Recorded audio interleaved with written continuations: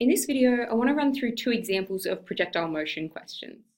Now, one thing we need to know in projectile motion is we're always just going to use g equals 10 for gravity, unless the question specifically says something else. So some questions might ask you to use 9.8, but if it doesn't say, we're just going to use g equals 10 just for convenience because it makes things a lot nicer.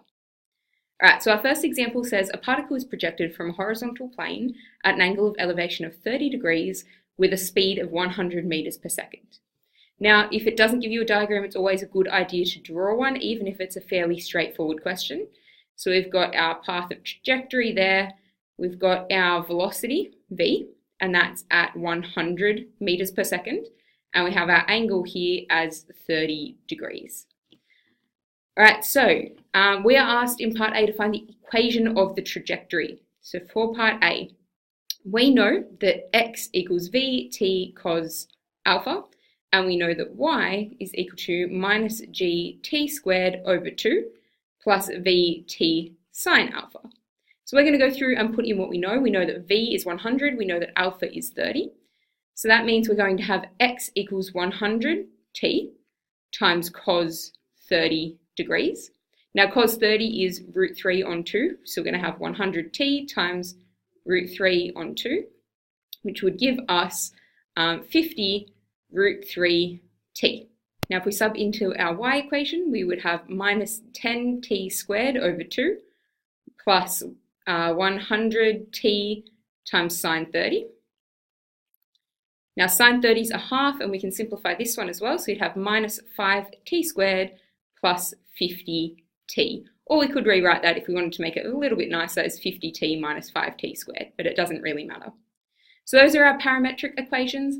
We could then rearrange it into Cartesian form. So we could have t from this one, t equals x over 50 root 3. And if we substitute this into here, we would end up with y equals 50 outside of x on 50 root 3 minus 5 outside of x on 50 root 3 all squared. Now my 50 and my 50 would cancel, so I'd have x over root 3. And then I'd have minus, and it's x squared on 1,500. So that's my Cartesian equation of the trajectory. For part B, it asks us the time of flight and the range of the projectile. So from part A, we know that we had this equation for y that was y equals 50t minus 5t squared. The maximum time of flight is when y returns back down to its origin. We want the time that happens. So we're going to set y equal to 0.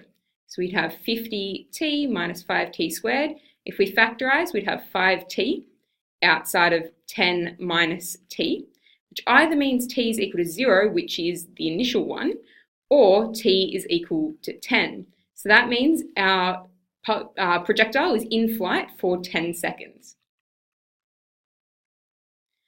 The second part of that asks us for the range of the projectile. So if we know that it takes 10 seconds to hit here, we want to know the x value there. So we know that our x has equation 50 root 3t, but if t is 10, we're going to have 50 root 3 times 10, or 500 root 3, and that was in meters. For part C, we're asked to find the maximum height. So we know that our projectile had a time of 10, so that's at t equals 10. So that means that the peak, the maximum of that parabola, is going to happen when t is equal to 5. So if we want to find the maximum height, we can evaluate y at t equals 5. So we're going to have y equals 50 times 5 minus 5 times 5 cubed, and that would give us 125 meters as the maximum height. Now for all three of those things, the two in part B and the question in part C, all of those we did figure out equations for, and you can use those and then substitute in your V, your alpha, and your G to figure out those numbers. But sometimes that's more effort to remember those equations and remember which one goes where and how to use them than it is to just interpret the question. For example 2, it's a little bit different. We've got a person standing at the top of a 35-meter tall cliff, and they're going to throw a stone into the water below with a velocity of 16 meters per second at an angle of 30 degrees to the horizontal. So if we draw a diagram to represent that, we're not going to start at the origin down here. We're going to start up here at 35 meters. The stone's going to be thrown up, and then it's going to come back down, and it's going to hit the water that's at the bottom here. So this is our horizontal here. We know our velocity initially is 16 meters per second, and we know that this angle here is 30 degrees. Part A asks us to use the origin as the base of the cliff, which is here, so that's saying that's 0. Derive the equations for the horizontal and vertical components of the stone's displacement. Now, if we think about the initial conditions here, at t equals 0, our x is still equal to 0, but y is actually equal to 35. So that means when we went through and derived the equations of motion, our x ones will still be the same, but our y one will be different. So we can just say that x is going to be equal to vt cos alpha, which is the equation that we derived earlier, this for part A. So that would give us 16t times cos 30 degrees. Cos 30 is root 3 on 2, so that would give us 8 root 3t. For y though, I do want to go through and derive it all. So we know that the acceleration is going to be equal to minus 10, that's our gravity. And we are, again, just using 10 for gravity. For the velocity, we're going to integrate that. So we'd have minus 10t plus c. We know from what we did earlier in the last video that at t equals 0, our y dash is equal to v sine alpha, which would be equal to 16 sine 30 in this case, which would just be equal to 8. So if we substitute those values in here, then our c would be equal to 8. So that means our velocity is minus 10t plus 8. Now if we integrate that again to find y, we would have, that should be a 10, not an 18. If we integrate that again, we'd have minus 5t squared plus 8t plus a different constant. Now the condition we're going to use here is this one up here, that at t equals 0, y is equal to 35, not 0. So that means that our C2 would be equal to 35, and our equation would become minus 5t squared plus 8t plus 35. Now, if we had just used the equation that we derived earlier, we would have only gotten these first two terms here. Whoops, didn't mean to do that. Those first two terms without that 35. And all that 35 is doing is saying that we are starting 35 units above the origin. For part B, I've just copied down my equations from part A. Part B then asks us to find the Cartesian equation instead of the parametric ones. So what we're going to do is rearrange this one to t equals x over 8 root 3. And then I'm going to substitute it in here. So I'm going to have y equals minus 5 x over 8 root 3 all squared plus 8 x over 8 root 3 plus 35.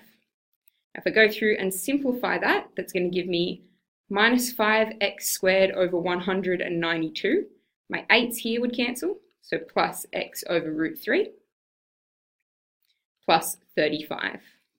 For part C, it asks us to calculate the time it takes for the stone to hit the water, so the time it takes for it to reach this point here, and then to find its distance from the base of the cliff at that time. So at that point there, y is going to be equal to 0. So this is the equation we want to solve. So we're going to have 0 is equal to minus 5t squared plus 8t plus 35. Now I'm going to rearrange that to make my initial term positive. So 5t squared minus 8t minus 35 is equal to 0. Now you can try and factorize that. In this case, it's not going to work. So we're going to go back and use the quadratic formula. So t is going to be equal to minus 8 plus or minus the square root of minus 8 squared minus 4 times 5 times minus 35, and that's all going to be over 2 times 5. Now if we simplify that, we're going to have 8 plus or minus the square root of 764 all over 10.